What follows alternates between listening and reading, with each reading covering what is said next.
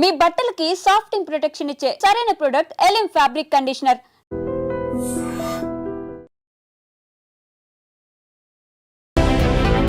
అహ్మదాబాద్ మేఘానిలో జరిగిన విమాన ప్రమాదం దేశ చరిత్రలోని విషాదకరమైన ఘటనగా చెప్పొచ్చు. భారత విమానయాన శాఖ చరిత్రలోని అత్యంత ఘోరమైన విషాద ఘటన ఇది. విమాన ప్రమాదంలో 242 మంది, ఒక్కరు కూడా బ్రతకలేదు, అందరూ చనిపోయారు అనుకున్న తరుణంలో ఒకే ఒక్కడు మృత్యుంజయుడు. ఇంత భారీ విమాన ప్రమాదం నుంచి తను ప్రాణాలతో బయటపడటం చాలా ఆనందకరమైన విషయం. ఇంత పెద్ద ప్రమాదం నుంచి అతడు ఇలా నడుచుకుంటూ వస్తూ ఉంటే నిజంగా ఈ వ్యక్తిని చూస్తుంటే ప్రతి ఒక్కరు కూడా చాలా హ్యాపీగా ఫీల్ అవుతున్నారు. బ్రిటిష్కి చెందినటువంటి విశ్వాస్ తన కుటుంబాన్ని చూడటానికి కొన్ని రోజులు భారతదేశంలో ఉన్నాడు. అతని తమ్ముడు అజయ్ కుమార్ రమేష్తో కలిసి యూకేకి తిరిగి వెళ్తున్నాడు. బోర్డింగ్ పాస్ ఇంకా తన వద్దే ఉన్న విశ్వాస్ హెచ్టీకి ఇలా చెప్పాడు, నేను లేచి చూసేసరికి నా చుట్టూ మృతదేహాలున్నాయి. నేను చాలా భయపడ్డాను, లేచి పరిగెత్తాను. నా చుట్టూ విమానం ముక్కలున్నాయి. ఎవరో నన్ను పట్టుకుని అంబులెన్స్లో ఉంచి ఆసుపత్రికి తీసుకొచ్చారు. తాను 20 సంవత్సరాలుగా లండన్లోనే ఉంటున్నానని, తన భార్య బిడ్డ కూడా లండన్లోనే నివసిస్తున్నారని విశ్వాస్ చెప్పాడు. తన సోదరుడు అజయ్ విమానంలో వేరే వరుసలో కూర్చున్నాడని కూడా చెప్పారు. మేము డయ్యూను సందర్శించాం. అతను నాతో ప్రయాణిస్తున్నాడు. నేను ఇప్పుడు అతన్ని కనుగొనలేకపోయాను. దయచేసి నా తమ్ముడి ఆచూకీ కనుగొనటానికి నాకు సహాయం చేయండి అని ప్రాధేయపడుతున్నాడు. విమాన ప్రమాద మృతులకు పరిహారం ప్రకటించింది టాటా గ్రూప్. ఒక్కో ప్రయాణికుడికి ₹1,00,00,000 ఎక్స్ గ్రేషియా ప్రకటించింది. గాయపడిన వారి వైద్య ఖర్చులు పూర్తిగా భరిస్తామని కూడా మాటిచ్చింది. అయితే ప్రమాదంలో దెబ్బతిన్న మెడికల్ కాలేజ్ హాస్టల్ భవంతి నిర్మాణ ఖర్చులు కూడా భరిస్తామని ప్రకటించింది టాటా గ్రూప్. బాధిత కుటుంబాలకు అండగా నిలబడతామని స్టేట్మెంట్ ఇచ్చింది. ఇప్పుడు ఈ భారీ విమాన ప్రమాదం నుంచి త్రుటిలో తప్పించుకున్నటువంటి విశ్వాస్కు సంబంధించినటువంటి ఆయన లేచి నడిచి వెళ్తూ ఉన్నటువంటి వీడియో దృశ్యాలు ఇప్పుడు సోషల్ మీడియాలో వైరల్ అవుతున్నాయి. ఎందుకంటే అహ్మదాబాద్ విమాన ప్రమాదం చాలా ఘోరమైన ప్రమాద ఘటన. పూర్తిగా ఒక్కరు కూడా ప్రాణాలతో బయటపడలేనటువంటి పరిస్థితి.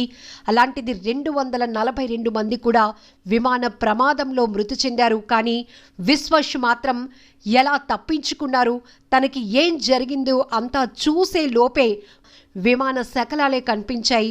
ఎక్కడికక్కడ మృతదేహాలు చెల్లాచెదురుగా పడున్నాయి. కానీ తననెవరో హాస్పిటల్కు తీసుకొచ్చారు అంబులెన్స్లో. ఈ విషయం మాత్రమే గుర్తుంది అన్నట్టు అతను చెప్తున్నాడు. అయితే తన సోదరుడు ఆచూకీ కోసం తనకు సాయం చేయండి అని కూడా రిక్వెస్ట్ చేస్తున్నారు. ఇది తీవ్ర విషాదకరమైన ఘటన. ప్రతి ఒక్కరి గుండెలు పగిలిపోతున్నాయి. ఇంత పెద్ద ప్రమాదం, ఈ ప్రమాదంలో ఇంతమంది మృతుల సంఖ్య ఊహించలేకపోతున్నారు ఎవరు కూడా. 2 శిశువులతో పాటు 13 మంది చిన్నారులు కూడా ఈ ప్రమాదంలో మృతి చెందారు. అలాగే పోర్చుగల్కు చెందినటువంటి 7, కెనడాకు చెందినటువంటి ఒకరు కూడా ఉన్నట్లు తెలుస్తోంది. మొత్తం 242 మంది కూడా కన్ను మూశారు. మంటల్లో చిక్కుకుని కాలిపోయిన పరిస్థితి తీవ్ర విషాదాన్ని నింపుతుంది ఘటన. ఒక్కసారిగా పెద్ద ఎత్తున ప్రమాద ఘటన తెలిసిన వెంటనే సహాయక చర్యలు పెద్ద ఎత్తున కొనసాగాయి. ఆ సకలాల కింద, కాలి బూడిదవుతున్న సకలాల కింద చిక్కుకున్న వారిని వెలికి తీస్తే ఎవ్వరూ కూడా ప్రాణాలతో లేనటువంటి పరిస్థితి. అహ్మదాబాద్ మేఘాని నుంచి మధ్యాహ్నం 1:17 టేకాఫ్ అయిన 9 నిమిషాల వ్యవధిలోనే విమానం ప్రమాదానికి గురైంది. సాంకేతిక లోపమే కారణంగా తెలుస్తోంది. ప్రధానంగా మొదట దీని వెనకాతల కుట్రకోణం ఉన్నట్టు కేంద్ర విమానయాన శాఖ అనుమానం కూడా వ్యక్తం చేసింది, ఒక ప్రకటన కూడా చేసింది. అయితే టెక్నికల్ లోపం వల్ల ఈ ప్రమాదం జరిగినట్టుగా కూడా ఇక్కడ తెలుస్తోంది. ఏదేమైనా 242 మంది కన్నుమూయటం అనేది ఘోరమైన విషాద ఘటనగా చెప్పొచ్చు. అహ్మదాబాద్ ఎయిర్పోర్ట్కి దగ్గరలో ఉన్నటువంటి ఒక మెడికల్ కాలేజ్ హాస్టల్ భవనంపై చెట్టును గుద్దుకొని ఈ విమానం ఒక్కసారిగా కుప్పకూలిపోయింది. దాంట్లో 1,20,000 లీటర్ల ఫ్యూయల్ ఉండటంతో ప్రమాద స్థాయి చాలా పెద్దగా మారింది అని చెప్పొచ్చు. దట్టమైన పొగలు వ్యాపించాయి. పెద్దగా మంటలు ఎగసి పడ్డాయి. పూర్తిగా అందులో ప్రయాణించిన వాళ్ళ పరిస్థితి ఏంటి అని ప్రతి ఒక్కరు కూడా ఆందోళన చెందినటువంటి పరిస్థితి. విమానంలో ప్రయాణిస్తున్న వారి గురించే కాదు, అందులో 242 మంది ప్రయాణికులతో పాటు 10 మంది సిబ్బంది, 2 పైలట్లు కూడా ఉన్నారు.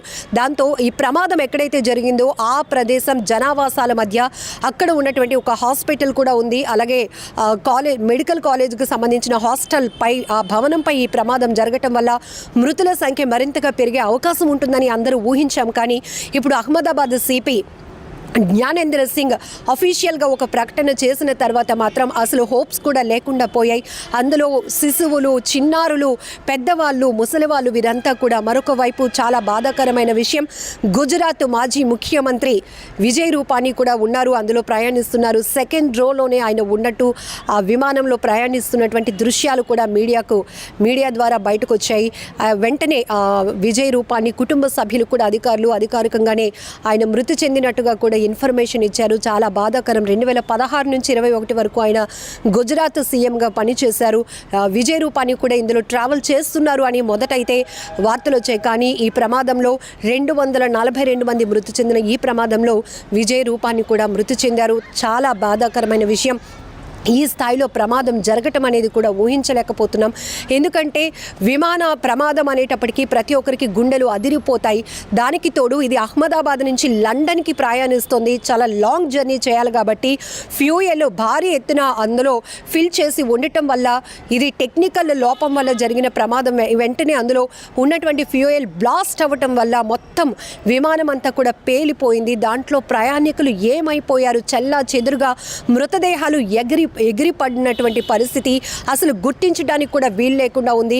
అక్కడ సిటీ సివిల్ ఆసుపత్రికి అయితే ఇప్పటికీ గంటల పాటు రెస్క్యూ కొనసాగిన తర్వాత సిటీ సివిల్ హాస్పిటల్కి అయితే 100 మృతదేహాలు తరలించారు. మిగతా మృతదేహాల పరిస్థితి చెల్లా చెదురుగా తునకలైపోయినట్లుగా కూడా అక్కడ అధికారులు ప్రత్యక్షంగా చూసినటువంటి పరిస్థితులు మీడియాకు వెల్లడిస్తున్నారు. ఈ పరిస్థితి ఊహించటానికి, దుర్ఘటన దృశ్యాలు చూడటానికి కూడా అసలు ఊహించలేనటువంటి గుండెలు పగిలిపోతున్నాయి, గుండెలు అదిరిపోతున్నాయి. ఎందుకంటే ఇంతమంది కన్ను మూసినటువంటి విషాదకర ఘటన ఒక్కసారిగా భారతదేశాన్ని కలవరపాటుకు గురి చేసింది. ఇప్పటికే ప్రధాని మోదీ కూడా ఫోన్ కాల్ ద్వారా అసలు ఏం జరిగింది అని అడిగి తెలుసుకున్నారు ప్రమాద ఘటనకు సంబంధించి. అలాగనే ఎయిర్పోర్ట్ అథారిటీకి సంబంధించినటువంటి అధికారులతో మాట్లాడారు. అసలు టేక్ ఆఫ్ అయిన ఎన్ని నిమిషాలకి ఇది ప్రమాదం జరిగింది, ప్రమాదంకి కారణాలు ఏంటి అనే దానిపైన కూడా విశ్లేషిస్తున్నారు. మరొక వైపు ప్రమాదం జరిగిన వెంటనే ఇది కుట్రకోణం అని చెప్పి కేంద్ర విమానయాన శాఖ ఒక ప్రకటన కూడా చేసింది. అయితే సాంకేతిక పరమైన లోపంగా తెలుస్తోంది. పైలట్ కూడా ఏటీసీకి ఇమీడియట్గా అంటే ఎయిర్ ట్రావెల్ కంట్రోల్ రూమ్కి కూడా అలర్ట్ చేసినట్టుగా మేడ్ కాల్ అని ఒక ఇన్ఫర్మేషన్ ఇచ్చినట్టు, అంటే టెక్నికల్ లోపంలో ఉంది, ఇది మళ్ళీ సేఫ్గా ల్యాండ్ అవ్వడానికి స్కోప్ లేదు, ప్రమాదానికి గురవుతుంది, ప్రమాదంలో చిక్కుకున్నాం, ఆ నెక్స్ట్ ఎలాంటి రెస్క్యూ చేయాలి అనే దానిపైన కూడా ఆయన ఒక కోడ్ లాంగ్వేజ్, అది కోడ్ ఇన్ఫర్మేషన్ కూడా ఇచ్చినట్టుగా కూడా సమాచారం అందుతోంది. అయితే పైలట్ ఎవరైతే ఉన్నారో ఆయన ఏటీసీకి కూడా ఇన్ఫర్మేషన్ ఇచ్చినట్టు కాల్ ఆధారంగా కూడా అధికారులు చెప్తా ఉన్నారు. ఏదేమైనా ఘోరం జరిగిపోయింది. ఒక్కసారిగా గుజరాత్ రాష్ట్రాన్ని అతలాకుతలం చేసింది, వణికించేసింది ఘటన అని చెప్పొచ్చు. ఇందులో 169 మంది భారతీయులు ఉండటం మరీ బాధాకరమైన విషయం. అందులో బ్రిటన్కు సంబంధించినటువంటి